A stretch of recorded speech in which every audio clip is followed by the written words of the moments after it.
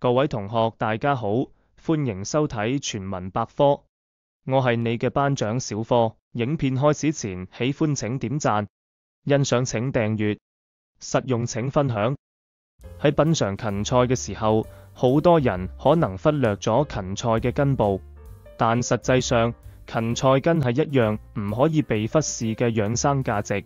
芹菜根唔單止係一種食材，仲係一味豐富藥用價值嘅中藥。尤其係廣泛分喺新疆嘅旱芹，早就被列入中華人民共和國衛生部藥品標準維吾爾藥分冊，成為一種廣泛承認嘅中藥。喺維吾爾醫學度，旱芹嘅乾燥根被廣泛應用，治療高血壓、腹水、腎臟疾病、關節炎、類風濕性關節炎、器質性子宮炎等多種疾病。而家嘅現代藥理學研究發現，芹菜根含有豐富嘅黃酮、三萜類、體、糖類、苷類、有機酸、內酯等多種化學成分，對護肝、降血壓、降血脂、抗氧化、抗菌、抗病毒、保護血管同抗腫瘤都有一定效果。中醫學覺得，芹菜根唔單止有同芹菜相似嘅平肝功效，仲有通絡嘅作用。對於手腳發麻嘅症狀同埋中風後遺症嘅患者，經常食用芹菜根可以緩解呢啲症狀。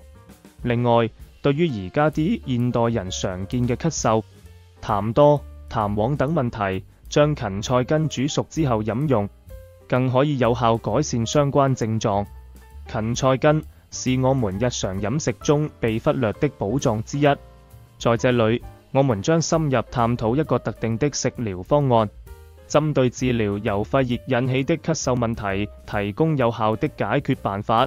根據西寧中草藥的記錄，這個簡單而有效的食療方需要備好芹菜根30克和適量的冰糖。具體的製作方式是將芹菜根和冰糖加水煎煮，每日一劑。這個食療方的核心在於其清肺、化痰、止咳的功效。芹菜根中含有豐富的營養成分，而冰糖則能夠溫潤肺部，協助清理體內的痰液。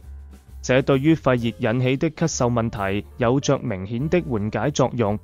當你感到肺部不適、咳嗽煩擾時，這個食療方提供了一個天然且容易製作的解決辦法，適合融入日常生活中。讓我們現在深入研究第二個芹菜根的食療方，這次針對治療火牙痛的情況。這個療法所需的材料包括芹菜根60克、新鮮的薄荷15克，以及2顆綠皮鴨蛋。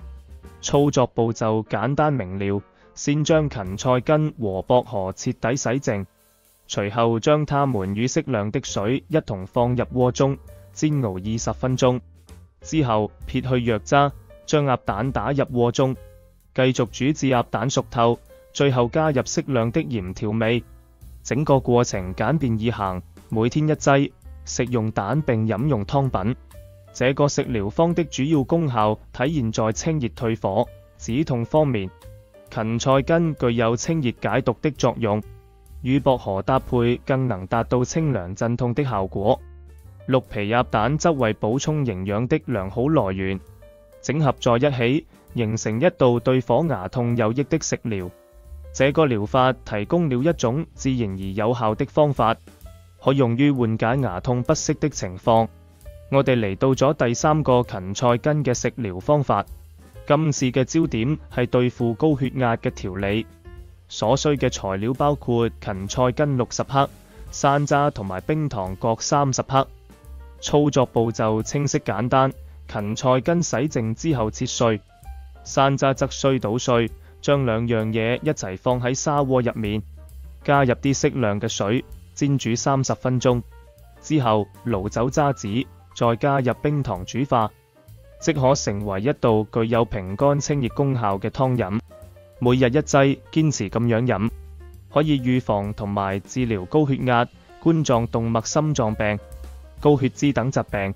呢個食療方法獨特嘅地方係芹菜根嘅平肝清熱作用同埋山楂嘅血脂調節功能結合喺一齊。芹菜根入面豐富嘅營養成分有助於平運血管，山楂以佢嘅降脂特性幫助改善血液循環。冰糖嘅加入唔單止提供咗天然嘅甜味，仲有助於平衡湯嘅口感。我哋再嚟到第4個食療方，專注於治療失眠嘅問題。所需嘅材料包括芹菜根60克、百合同埋大棗各15克，以及冰糖30克。烹製步驟細緻。首先，將百合同埋大棗以溫水浸泡20分鐘，等佢哋充分展開香氣。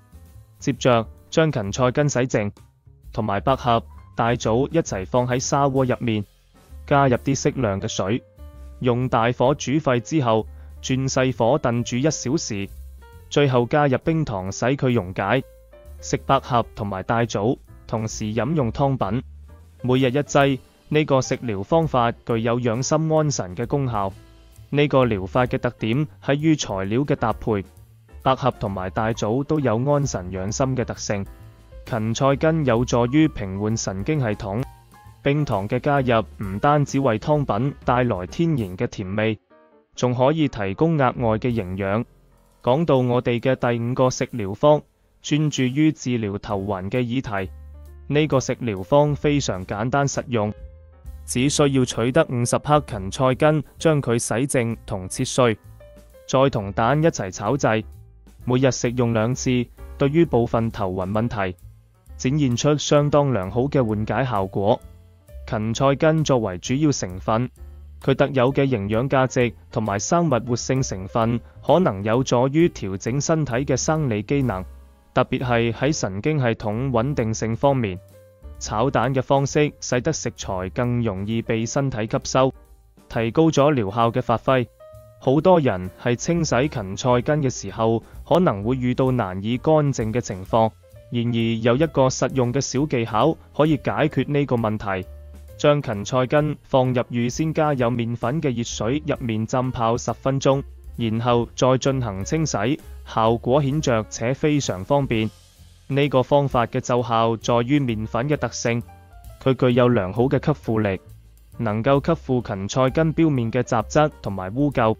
透過熱水嘅浸泡，麵粉更容易貼附喺芹菜根表面，使得污垢同雜質喺浸泡之後更容易被清洗掉。呢唔單止確保咗芹菜根嘅潔，仲有助於去除可能殘留嘅農藥或其他化學物質。呢個小技巧嘅使用，讓清洗芹菜根唔再繁瑣，同時都能確保食材嘅安全同衛生，讓我哋喺生活中發揮創意，用咁樣實用嘅方法，簡單而有效地處理日常嘅食材，從而為我哋嘅飲食提供更多嘅便利同埋保障。以上就係今集全民百科同各位同學分享嘅全部內容，喜歡請點讚，欣賞請訂閱，實用請分享。